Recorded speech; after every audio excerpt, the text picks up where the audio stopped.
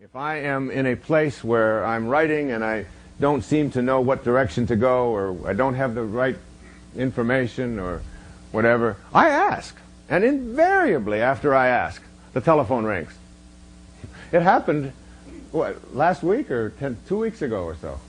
I was sitting in Marco Island. The only person that on the planet who had my phone number was my wife and my other wife, Deepak.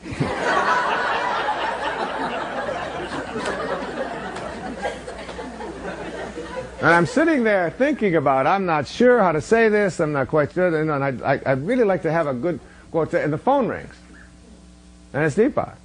And I said, I was just thinking about you and asking if I could get information. He said, well, I got your message in the field.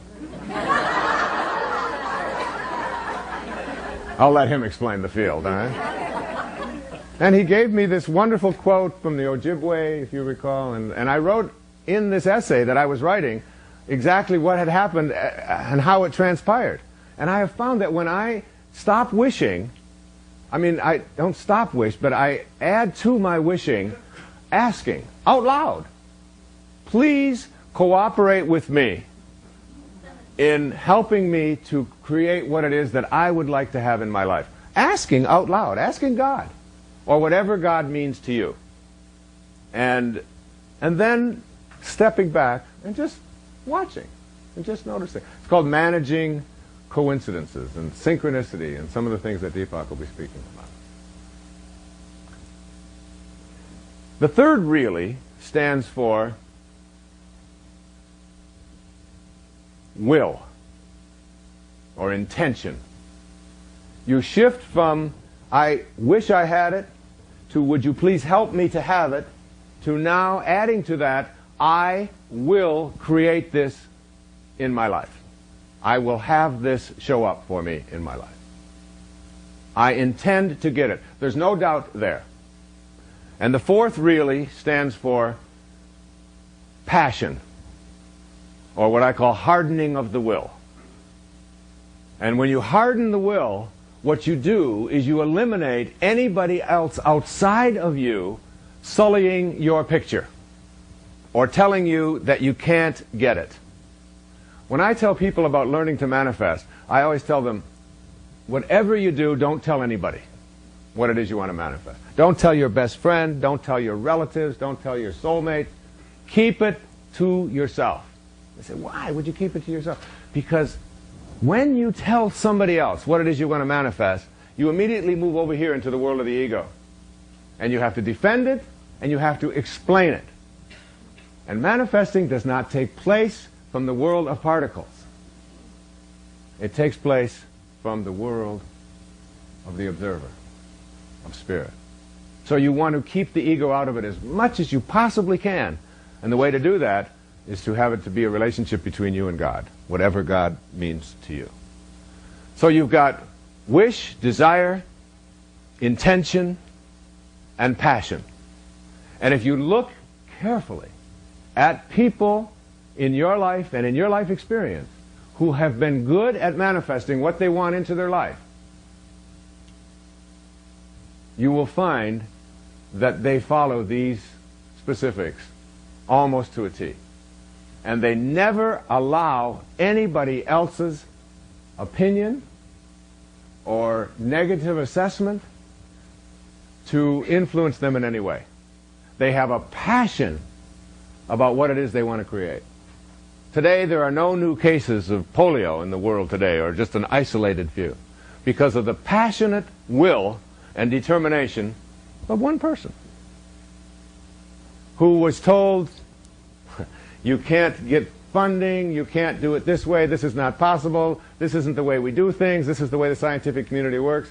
And Jonas Salk didn't care about that. I mean, he had that single mind. And when I was reading about people like Michelangelo and Da Vinci, I mean, all of the people who told him that the Sistine Chapel couldn't be painted, you can't do such a thing. Imagine laying on your back for 4 years, not ever thinking about it not being possible to do.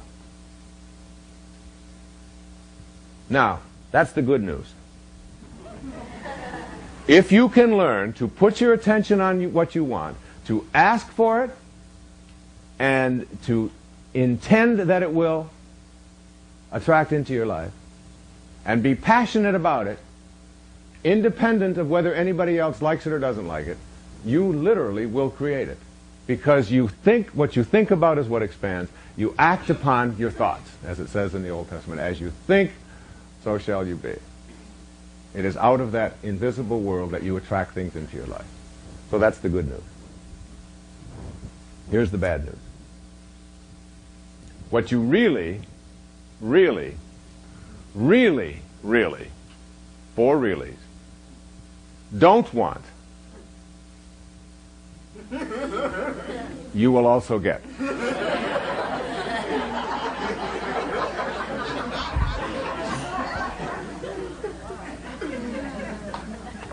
And this is truly the problem for people who are not good at manifesting into their life.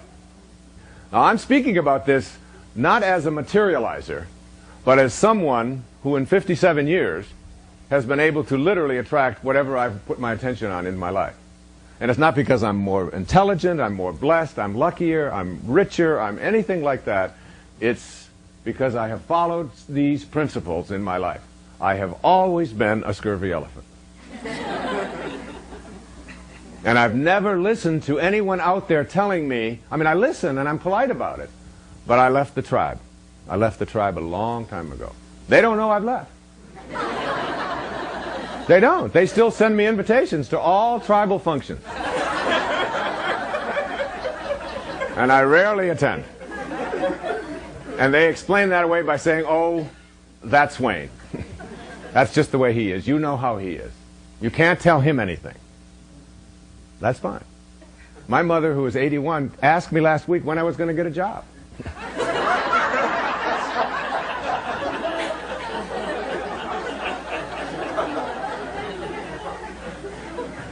Now, here's what I mean by what you really, really, really, really don't want. And this is the crucial part of it, and then I'll sit down and let Deepak talk.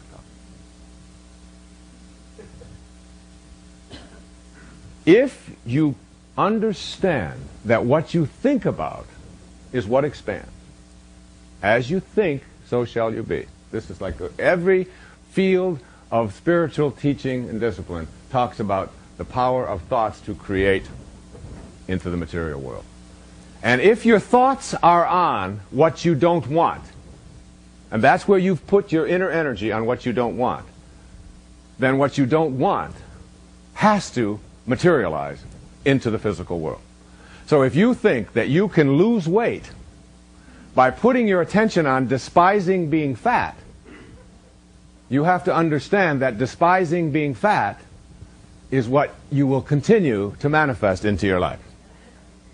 And if you put your attention on not having enough money, being poor, and disliking being poor, and expect to manifest prosperity into your life from an inner energy system which says, I despise being poor, you have to understand that despising being poor is what you will continue to manifest into your life. And if you put your attention on what is in your life, just what is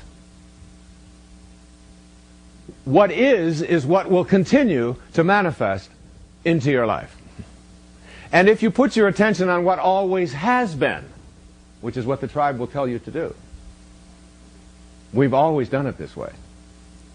If your attention is on what always has been or on the circumstances of your life, then the circumstances of your life and what always has been is what you will continue to manifest into your life.